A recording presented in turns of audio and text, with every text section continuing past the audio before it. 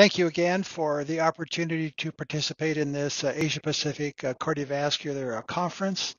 I'm Ray Hershberger. I am a heart failure, heart transplant cardiologist. I also direct the Division of Human Genetics at Ohio State here in the U.S.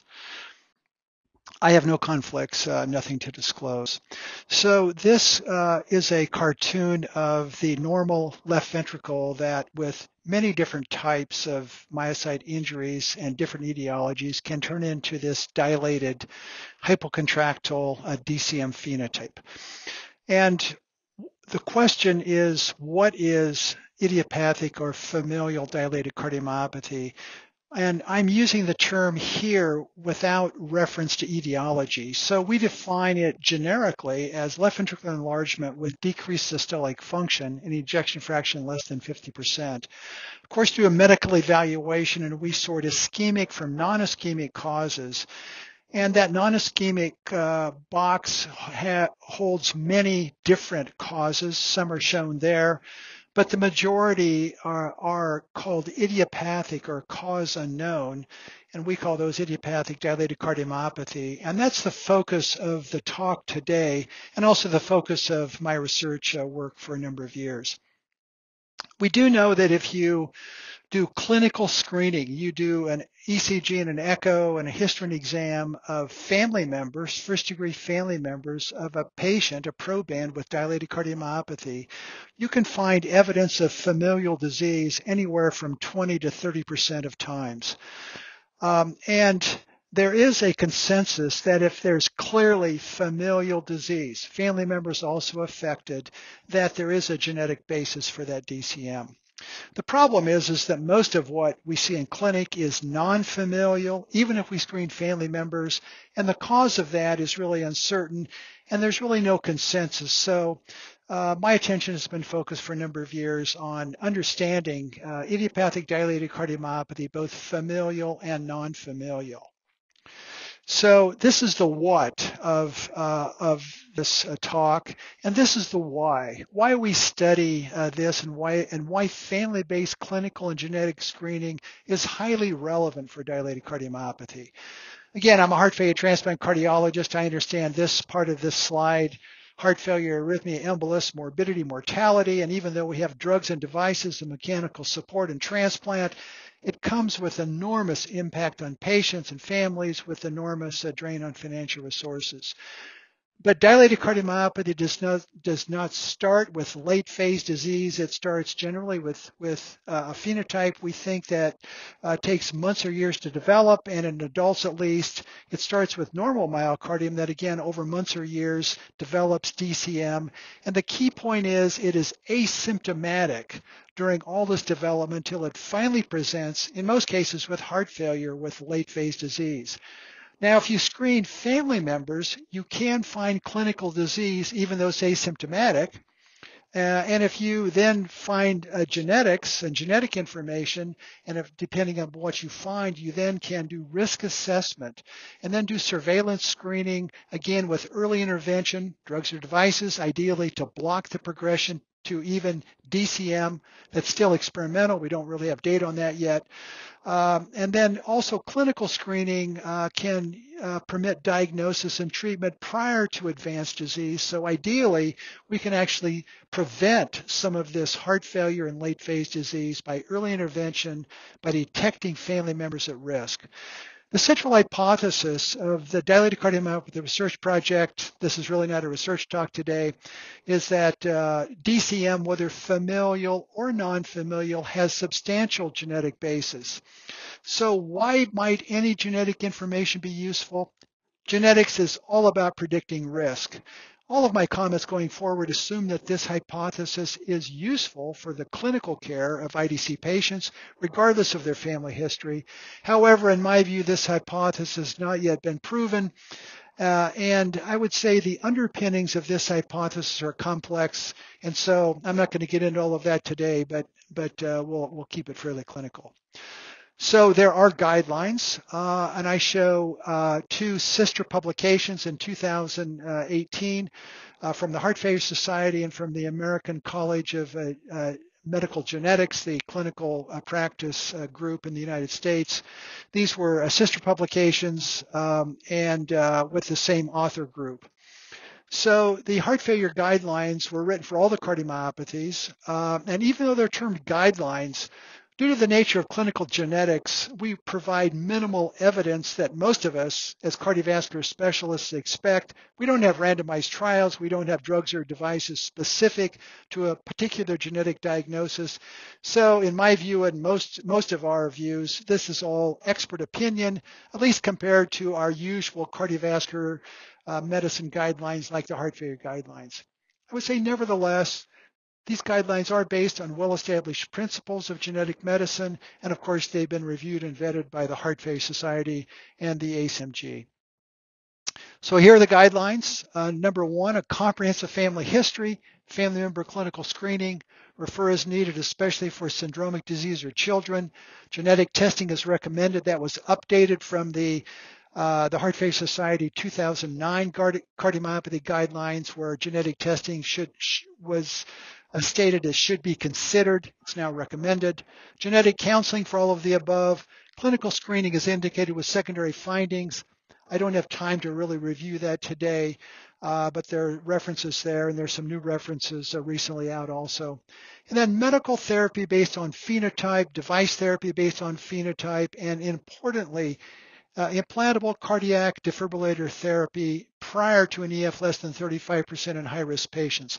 Again, those are really more clinical care. They're not really focused on what to do about families and family screening. I'm not going to discuss those further today, but just to say, certainly if your Lamin patients or your FLNC or your patients other at high risk for arrhythmia, this guideline number 9 is very important. And of course, it's in the publication. So guideline number 1, obtaining a family history of at least 3 generations, including the creation of a pedigree, is recommended for all patients with a primary cardiomyopathy.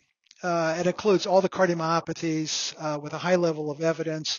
I think it's really a key point of the guidelines. It's something that really most cardiovascular practitioners don't do, and it really does sort out people who focus on genetic medicine versus just cardiovascular medicine. So here's a pedigree. This is one of our research pedigrees that's been published. It is essential but time intensive. You have to obtain a comprehensive as well as informed family history. And as all of us know, most family members do not know their family history, do not know what happened to their siblings or their parents or their children. And then comprehensive means that you really have to go beyond the first generation to the second or third generation. So not only do you need to be comprehensive, but the family actually has to put some time and effort into this to make it informed. You also need to assess full and half siblings, assess for consanguinity. You need to validate family member diagnoses if they're important, conduct critical assessments of heritability, figure out the pattern of inheritance. Most of DCM is autosomal dominant. You need to identify at-risk relatives and then select an individual for genetic testing. In most cases, it's the family member with the most obvious or established phenotype without confounders. And then plan your cascade testing. And just to say that this is always an iterative process. The pedigree just keeps evolving, and it's you just keep finding out more and more information as the months and years go by. The second guideline is clinical or phenotype screening for cardiomyopathy in at-risk first-degree relatives is recommended. Again, high level of evidence for all the cardiomyopathies. For DCM, it's pretty simple: history exam, electrocardiogram, and echo. Down here, magnetic resonance imaging was specifically put in for ARVC, but I think it's extremely helpful for DCM. And I hope if we do these guidelines again, we'll actually write it in as something that is indicated. Guideline number 3 is referral of patients with genetic, familial, or other unexplained forms of cardiomyopathy to expert centers is recommended. And again, especially the case for early onset childhood or neonatal disease, and especially where metabolic evaluation should be undertaken. It's something that most of us as cardiologists will not do. You need a real geneticist to do that. I'm going to skip to guideline number 5. Genetic counseling is recommended for all patients with cardiomyopathy and their family members. Again, in the U.S., while board-certified genetic counselors have provided outstanding service, counseling of key aspects of a genetic evaluation can be completed by well-informed medical providers. But you do need to be well-informed. And again, how much information you need. Again, I would urge you to read the guidelines and make certain that you are comfortable with everything in them. Then guideline number 4, genetic testing is recommended for patients with cardiomyopathy. Again, certainly for DCM, HCM, and ARVC. Restrictive cardiomyopathy probably is not yet at least front burner. And there are issues of genetic testing. First, the sensitivity. Sensitivity being defined as the chance you will actually find a relevant variant. It is in familial, it's 20 to 35%. This has gone down through the years because, at least in the U.S. with the American College of Medical Genetic Standards, I'll say more about that.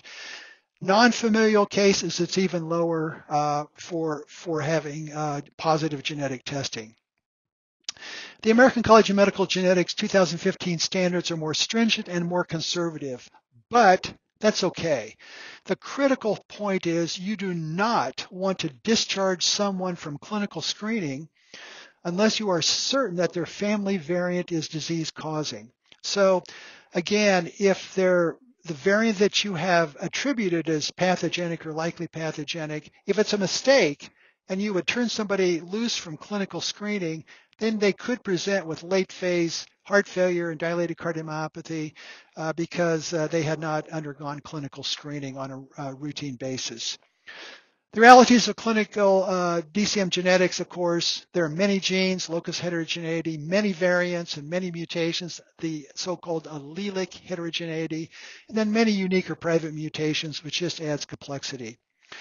Let me comment on the ClinGen DCM gene curation. We had substantial international participation, actually most of it from outside the U.S., which I was very pleased with. This shows the results of that DCM curation. We did 51 genes. The blue shows the genetic evidence, the orange, the experimental evidence. This was a carefully curated approach. I mentioned this on the talk earlier this morning. I will not go through the background of ClinGen.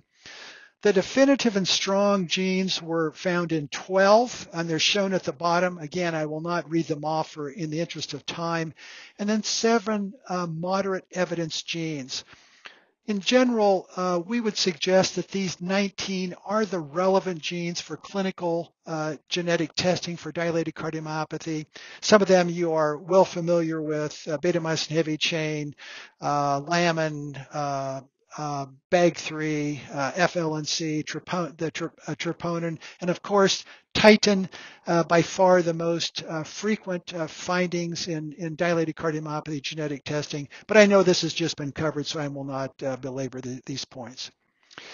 There were limited evidence genes, 25 of them. They were considered genes of uncertain significance. They're less useful for genetic testing. And again, a gene of uncertain significance really cannot give you a pathogenic or likely pathogenic variant. And that's important because only path or likely path variants are recommended for predictive testing of at-risk family members. So you cannot use a VUS to do predictive testing. Just a comment on the ClinGen web interface. Again, all of the genetic evidence for all of these genes is summarized. It's all on a website, and it's all available, and it's very helpful. So this is a picture of DCM genetic complexity from that ClinGen paper. The inner ring shows gene ontologies. There's several for DCM, of course, sarcomere genes, but also ion channel and nuclear envelope and cytoskeleton. These are the genes associated with each of those gene ontologies, and then the different sharing of these genes with other phenotypes, HCM, DCM, ARVC, and then and SCN5A is shared with long QT and Brugada. So why is this important? It just illustrates that you really need to know DCM genetics to properly do clinical genetics. So information is Let me finish with this last slide, which is the approach and frequency of clinical screenings. If genetic testing is positive for the family, positive means you have a variant denoted as path or likely path in a family member who clearly has DCM. For those first-degree family members who test positive for the family mutation, you do regular clinical evaluations annually as indicated. If they're quite young, you might do it less frequently, but with any findings suggestive of early DCM, screen at least annually. And then early preemptive treatment for DCM, early DCM is now considered the standard of care. For first-degree relatives who test negative for the family mutation, they can be discharged from clinical surveillance, but they should be canceled. They still have residual risk. They need to be knowledgeable of DCM and heart failure. If genetic testing is negative for the family, you don't know what the risk really is, then you need to conduct clinical screening every 1 to 3 years for the at-risk first-degree relatives. So in summary, follow the guidelines. It's all there. Follow the literature. DCM genetics is rapidly evolving. And finally, seek clinical genetics expertise as needed. That finishes this talk. And again, I would like to thank the organizers for the opportunity to present at this conference. And I will turn the time back to through the chair.